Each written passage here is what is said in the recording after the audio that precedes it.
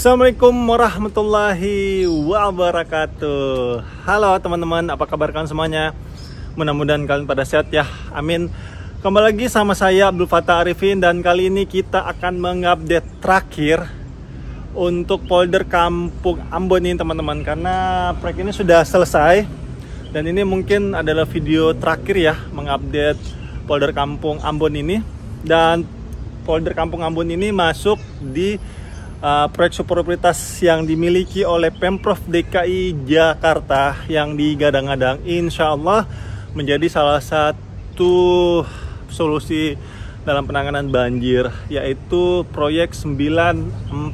9 polder, 4 ruang limpah sungai, dan 2 sungai yang direvitalisasi.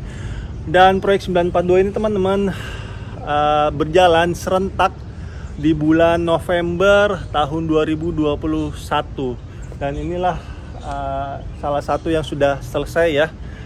Dan yang kalian harus tahu teman-teman, proyek 942 ini tidak hanya 942 dalam penanganan banjir di Jakarta ya, karena tidak mungkin 5 wilayah di Jakarta, timur, barat, selatan, utara, dan pusat itu hanya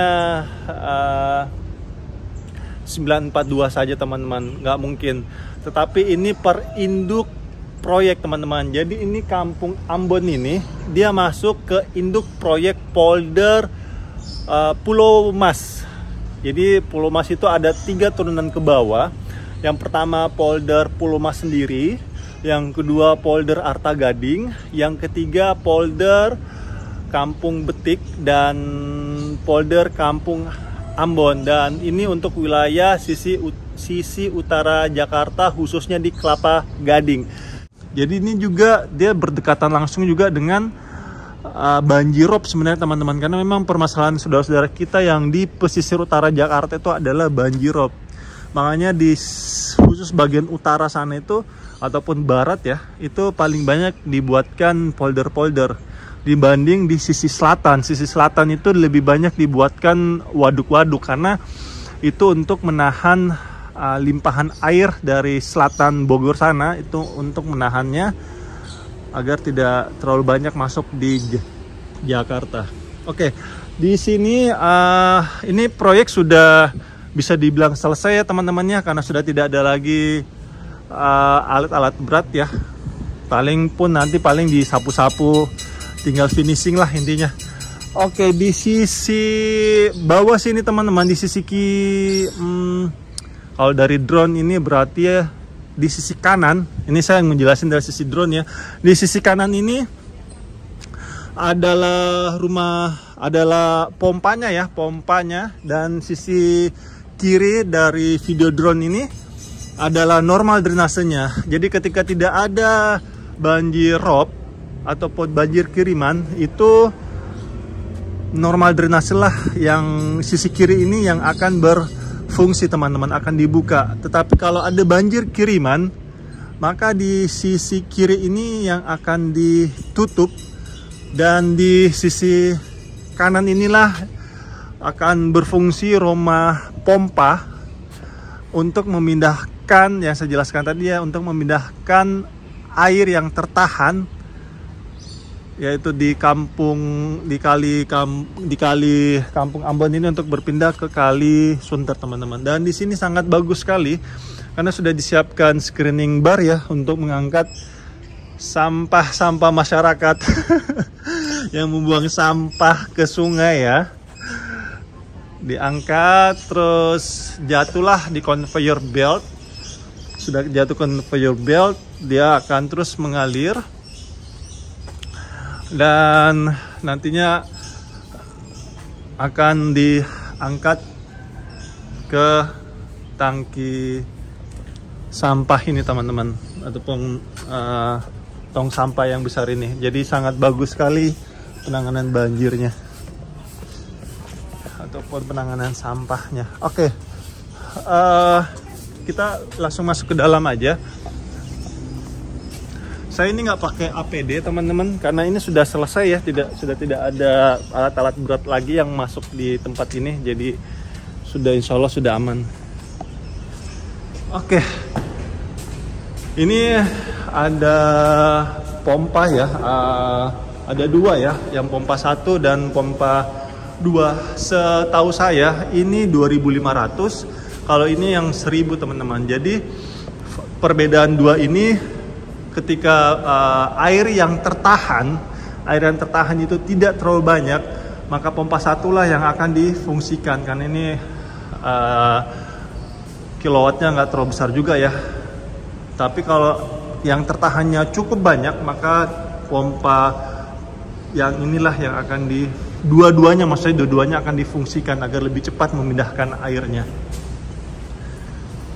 Dan ini menggunakan, oh iya sebentar, yang kalian harus tahu, rumah pompa ini 100% disuplai oleh PLN teman-teman. Itu gardu PLN-nya di luar. Mana ya gardu PLN-nya? Oh, sana. Oh ya, di sebelah sana ya. Ini 100% menggunakan makasih Pak. Menggunakan listrik PLN ya. Dan ketika mati lampu seperti lagunya Nazar. Seperti mati lampu, ya sayang, seperti mati lampu. Maka genset inilah yang akan berfungsi teman-teman. Dan ini adalah tangki BBM-nya ya. Oke, kita coba lihat ke ruangan atas.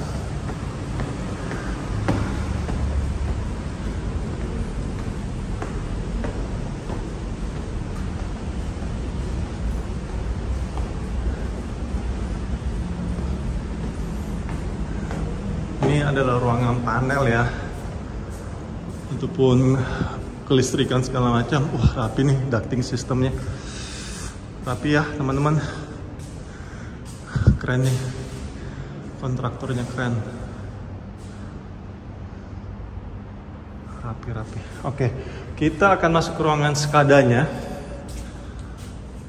Ruangan SCADA ini Supervisor Control and Data Acquisition. Jadi untuk mengontrol debit air ya, dan ini pasti terkonek juga sama beberapa rumah pompa di Jakarta teman-teman. Sangat bagus sekali ya.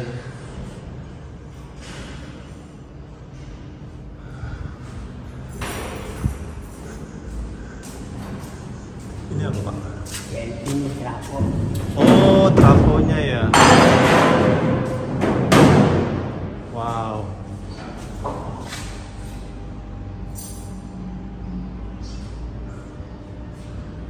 Luar biasa nih SDA DKI Jakarta dalam membuat proyek ya. Hasilnya bukan kaleng-kaleng guys, keren. Makasih ya Pak. Keren, Masya Allah. Dan memang teman-teman, penanganan banjir di Jakarta itu setiap tahunnya memang terus membaik.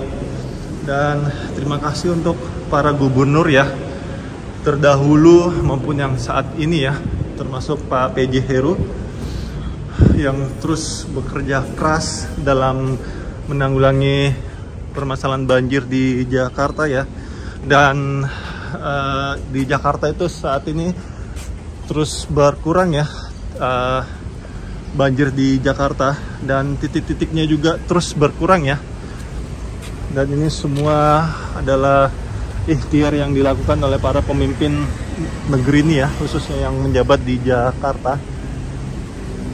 Dan alhamdulillah ya, di tahun 2022 itu DKI Jakarta mendapatkan reward ya, tingkat dunia dalam mitigasi dan penanganan banjir di Jakarta. Ini menunjukkan bahwa memang Jakarta saat ini semakin bagus penanggulangannya ya, semakin berkurang banjirnya. Bukan tidak ada banjir teman-teman, masih ada banjir, cuma cepat surut banjirnya dan titik-titiknya semakin berkurang. Dan ini dia yang saya sampaikan tadi, norma drenasenya itu di sebelah kanan ya. Ini tidak ada banjirop ini teman-teman, makanya normal drenasenya yang dibuka Tetapi ketika ada banjirop, ini spillway-nya, operator yang di atas ya, itu akan menutupnya. Dan rumah pompa lah yang akan berfungsi teman-teman untuk memindahkan air. Dan itu yang saya sampaikan tadi, menahan dan memindahkan. Oke, itu aja mungkin yang saya bisa sampaikan. Dan terima kasih untuk para pemimpin negeri ini yang terus berusaha memberikan fasilitas yang nyaman dan aman untuk rakyatnya. Dan terima kasih untuk bapak-bapak dan ibu-ibu yang sudah pernah tugas ya, jazakumullah khairan. Kita jangan sampai lupa teman-teman, orang-orang terdahulu kita ya, yang pernah mengabdi di negeri ini, karena adanya penanganan banjir ataupun proyek-proyek yang diberikan oleh para pemimpin negeri. Para pemimpin negeri ini pun pasti ada orang-orang terdahulu yang pernah mengabdi di negeri ini atas kebijakannya, sehingga fasilitas yang nyaman dan aman saat ini yang kita bisa rasakan teman-teman. Jangan sampai lupa, karena suatu bangsa yang besar itu adalah bangsa yang menghargai jasa-jasa orang-orang terdahulunya. Dan hindarkan ujaran kebencian, hindarkan maki-makian, karena semua itu yang akan memecah belah bangsa ini. Berikan kritikan ataupun saran kalian ke pemerintah dengan cara yang beradab teman-teman, agar lebih mudah diterima teman-teman. Karena kita pun kalau dinasihati dengan cara yang kasar, pasti sulit kita terima nasihat tersebut, meskipun itu benar biasanya. Karena di atas ilmu itu ada namanya adab. Dan saya minta maaf jika selama nge-vlog ini ada salah-salah kata atau salah-salah review. Saya hanya manusia biasa teman-teman, yang tidak luput dari kata salah ataupun hilaf. Dan akhir kalam, saya Abdul Fattah Arifin mohon undur diri. Assalamualaikum warahmatullahi wabarakatuh. Indonesia maju.